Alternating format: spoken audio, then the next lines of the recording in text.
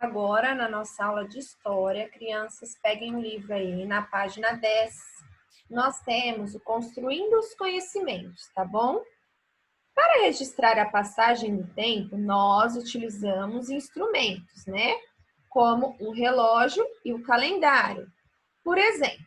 Mas como era possível marcar a passagem do tempo antes dessas invenções, né?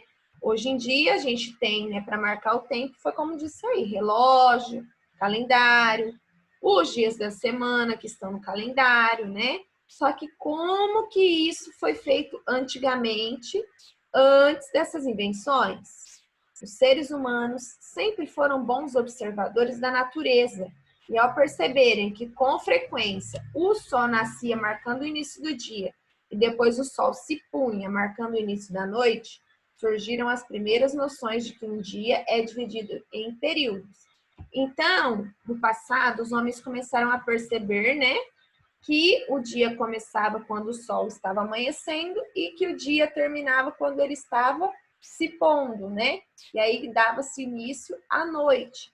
Foi aí que os homens começaram, com o passar desse tempo, dessas observações, perceber que o dia ele é dividido em períodos, né? O período da manhã, o período da tarde e o período da noite, tá? Aí aqui nós vamos falar um pouquinho sobre os relógios antigos, tá, crianças? Ao observar as mudanças na posição do Sol no céu ao longo do dia, os seres humanos criaram um relógio que ficou conhecido como relógio de Sol.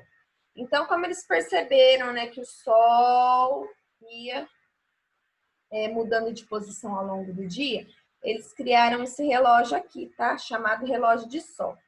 Ele tinha essa haste aqui, né, de ferro ou de madeira, tá? Que conforme a luz do sol ia batendo, ia fazendo sombra. E o sol, conforme ia se movimentando, a sombra dessa haste também ia se movimentando aqui nos ponteiros, tá?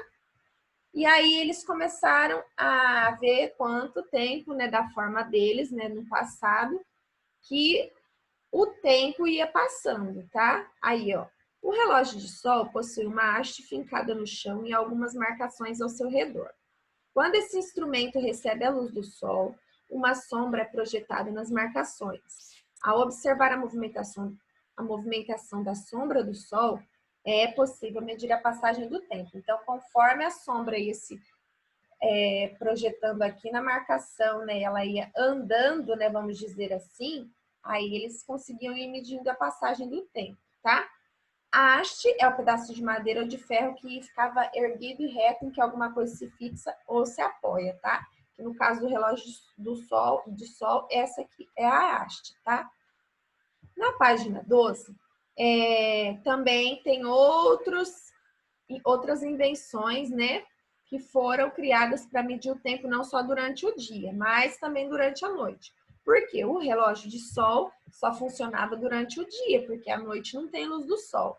Então, foram inventadas o relógio de água, né, que se chamava clepsidra, o relógio de areia, né, que se chamava ampulheta, tá bom? A clepsidra, como que ela funcionava? Colocava-se água dentro de um recipiente que possuía uma pequena abertura na parte de baixo. Conforme a água escorria por essa abertura, era possível marcar o tempo. Então, era como se fosse um jarro, né? Parecia um jarro, aí ele tinha um furinho aqui embaixo e colocava-se água dentro, e conforme a água ia saindo aos pouquinhos, eles conseguiam marcar o tempo da forma que eles achavam aí, tá? E aqui, né, um dos relógios antigos mais conhecidos atualmente é o relógio de areia, a ampulheta, né? Muitos de vocês conhecem. Eu tenho essa daqui, ó. E ganhei ela num joguinho, né? É uma ampulheta, tá? Provavelmente vocês já viram ela. Ela é medida o quê? Através do tempo que a areia passa aqui nesse orifíciozinho aqui no meio, ó, o tempo é medido, tá? E a ampulheta é um instrumento que tem dois recipientes ligados por uma estreita passagem entre eles. Foi isso que eu falei aqui, ó. Vai vazando aqui no meio. O tempo é contado por meio da observação da passagem da areia de um lado para o outro, tá? Na página 13 e 14, está ensinando vocês a fazerem uma ampulheta aí, tá? A professora não vai exigir que vocês façam esse relógio de areia. Mas se vocês tiverem tempo, é bem legal, tá? Se vocês tiverem tempo disponível, façam e mostrem para mim, porque é muito legal, tá? Esse experimento aí, certo? Na página aqui 14, né? A experiência está só na 13, desculpa. Relógios mecânicos. Os relógios mecânicos são chamados assim porque eles funcionam mecanicamente, graças às engrenagens localizadas em seu interior. Mecanicamente é o quê? Produz um movimento por meio de máquinas. Engrenagens são um conjuntinho de peças que fazem, né, as máquinas funcionarem. Aqui nós temos um exemplo de engrenagem de um relógio mecânico. Isso tudo aqui são engrenagens. É através dela que o relógio consegue funcionar, tá? Essa é a parte de dentro, certo? E faz com que o relógio se movimente, tá? A partir dessa invenção, os relógios passaram a ficar expostos nas torres das cidades para que os moradores pudessem saber que horas eram. Então, como que funcionava, gente? Depois que inventaram esses relógios mecânicos, eles começaram a ser expostos em igrejas, né? Todos os lugares que fossem altos das cidades, para as pessoas, né? Saber que horas eram, porque naquela época ainda não existia relógio de pulso, né? Não tinha outros tipos de relógio. Foi inventado primeiro esse aqui, só de engrenagens, tá? Que eram grandes.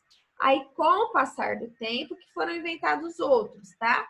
Aqui vocês têm a Torre do Relógio do Porto, na cidade de Hamburgo, que fica lá na Alemanha, tá? Tá mostrando aqui o relógio exposto. Vocês podem perceber que em alguns lugares, nas praças, geralmente onde tem igreja, sempre tem os relógios grandes, tá? Com o passar do tempo e por meio do desenvolvimento de novas técnicas, vários modelos de relógio foram criados. Então, foi passando o tempo, os anos foram passando, e aí foram inventados os outros relógios que a gente conhece hoje, tá? Aí inventaram, né? Aqui nós temos uma linha do tempo mostrando a transformação dos relógios, né? Aí inventaram o relógio digital, o relógio de quartzo, o relógio de pulso, o relógio de bolso e o relógio de pêndulo, tá, gente? Vou falar um pouquinho de cada um deles.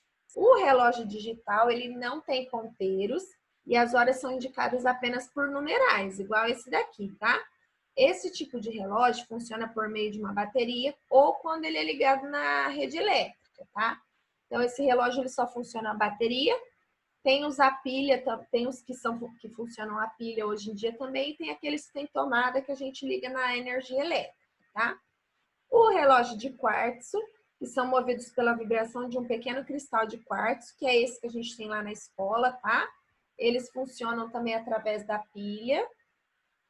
O relógio de pulso, né, que muitos conhecem, que foi inventado por volta dos anos de 1810 e foi feito sob encomenda da rainha de Nápoles. Inicialmente, o relógio de pulso não era muito popular entre as pessoas que preferiam o relógio de bolso. Então, ele foi inventado depois, né? Antes, eles usavam muito esse reloginho aqui, ó, o de bolso, tá? Que eles funcionam com uma corda, que ao ser puxada, coloca as engrenagens em movimento. Então, tinha uma cordinha, né? Puxava, e tinha as engrenagenzinhas dentro e fazia ele funcionar, tá? E aqui, né, por último, o relógio de pêndulo, né? Nos relógios de pêndulo, a marcação do tempo acontece pelo movimento do pêndulo, tá? Que ao ir de um lado para o outro faz com que as engrenagens em seu interior se movimentem. Então, isso aqui, ó, é o pêndulo, tá? Conforme ele vai para a direita, para a esquerda, para a direita, para a esquerda, para a direita, para a esquerda, para a direita, para a esquerda, é que faz com que as engrenagens dele funcionem, tá? Para aí os ponteirinhos irem rodando aqui. Tá bom, gente? Então, aqui hoje a gente fala mais um pouquinho aí sobre as marcações de tempo, os relógios antigos e os relógios atuais, tá bom? Estudem bem esses nomes de relógio, a olhar eles para vocês saberem quais são, tá? Para vocês terem uma noção, que depois na avaliaçãozinha vai cair muito sobre isso, tá bom? E hoje a gente encerra aí na página 17.